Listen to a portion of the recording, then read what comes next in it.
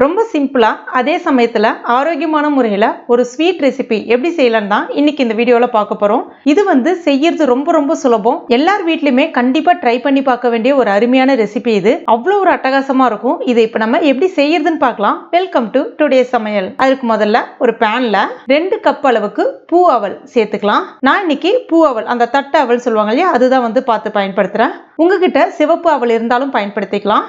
இல்லனா அந்த திக் அவல் சொல்லுவாங்க பாருங்க, இதுல இது கொஞ்சம் திக்கா இருக்கும், அது கூட தாராளமா பயன்படுத்திக்கலாம். இப்ப இந்த அவலை மீடியம் ஃப்ளேம்ல வச்சுட்டு ஒரு 2 நிமிஷத்துக்கு முதல்ல வறுத்துக்குங்க.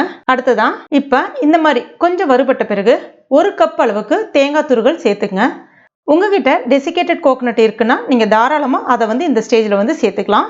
இப்ப இதுல இருக்கக்கூடிய அந்த ஈரத்தன்மை போகிற அளவுக்கு நல்லா இது ரெண்டுத்தையுமே சேர்த்துட்டு நம்ம வறுத்துக்கலாம். இது வறுபடுறதுக்கு சரியா உங்களுக்கு ஒரு 4ல இருந்து 5 நிமிஷம் போல எடுத்துக்கும். இப்ப பாருங்க நல்லா வறுபட்டுடுச்சு. இப்ப பாருங்க இந்த மாதிரி எல்லாம் ஒண்ணு தனியா இருக்கிற மாதிரி நல்லா வறுபட்டு வரணும். அதே சமயத்துல நிறமும் கொஞ்சம் மாறி இருக்கு. இதை அப்படியே ஆற வச்சிடலாம். அதுக்கு அடுத்துதான் ஆறுனதுக்கு அப்புறமா மிக்சி ஜார்ல சேர்த்துட்டு நல்லா நைஸா அரைச்சிக்கங்க. அரைக்கும் போது உங்களுக்கு பாத்தீங்கன்னா ரொம்ப நைஸா அரைப்படாது. இந்த மாதிரி, அதாவது ரவை அந்த பாம்பே ரவைன்னு சொல்லுவாங்க இல்லையா, குட்டி குட்டியா இருக்கும் பாருங்க, அந்த மாதிரி தான் இருக்கும். இதுதான் சரியான பதம், நல்லா இருக்கும், நல்லா சுவையா. இந்த பதத்துல இருக்கிற மாதிரி பாத்துக்குங்க. இது அப்படியே ஒரு வாரம் இருக்கட்டும். அதுக்கு அடுத்துதான் வேறொரு பாத்திரத்துல 1 கப் அளவுக்கு நாட்டு சக்கரை சேர்த்துக்குங்க. அதாவது வெல்லம் இருந்ததுன்னா நீங்க பொடி பண்ணிட்டு கூட சேர்த்துக்கலாம், இல்லைன்னா துருக்கிட்டு சேர்த்துக்குங்க.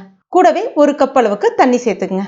இப்ப இந்த வெல்லம் பாக ஆகணும் அப்படிலாம் கிடையாது, ஜஸ்ட் ஒரு கொதி வந்தா மட்டும் போதும். இப்ப ஒரு கொதி வந்துடுச்சு. இதை அப்படியே எடுத்து வேறொரு கடாயில வடிகட்டிக்கலாம். ஏன்னா அதுல அந்த தூசு திரும்ப அந்த மாதிரி இருக்கும், அதுக்காக தான் இந்த ப்ராசஸ். இப்ப இதுல நம்ம ரெடி பண்ணி வச்சிருக்க அந்த பவுடரையும் சேர்த்துடலாம்.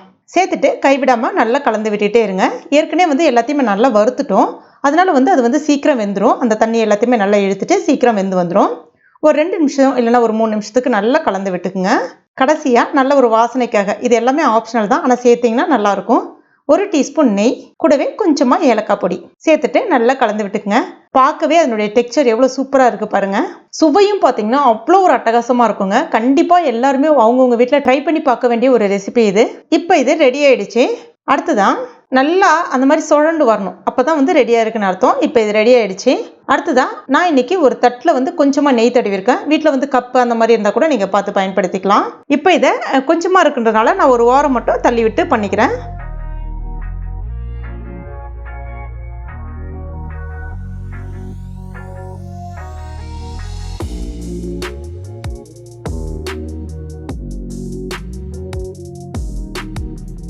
இது கொஞ்ச நேரம் ஆற விட்டுடலாம்.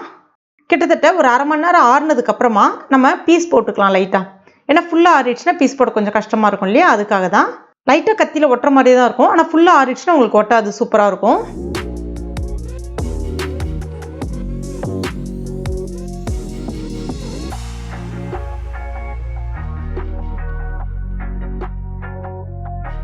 அவ்வளோதான். இப்போ பாருங்க எவ்வளோ அருமையா இருக்கு பாருங்க, சூப்பரா இருக்குங்க. கண்டிப்பா ட்ரை பண்ணி பாருங்க. அவ்வளோ அருமையான ரெசிபி இது, அவ்வளோ ஒரு சுவையா இருக்கும். அந்த அவலும் தேங்காயும் சேரும்போது அவ்வளோ ஒரு அட்டகாசமா இருந்தது.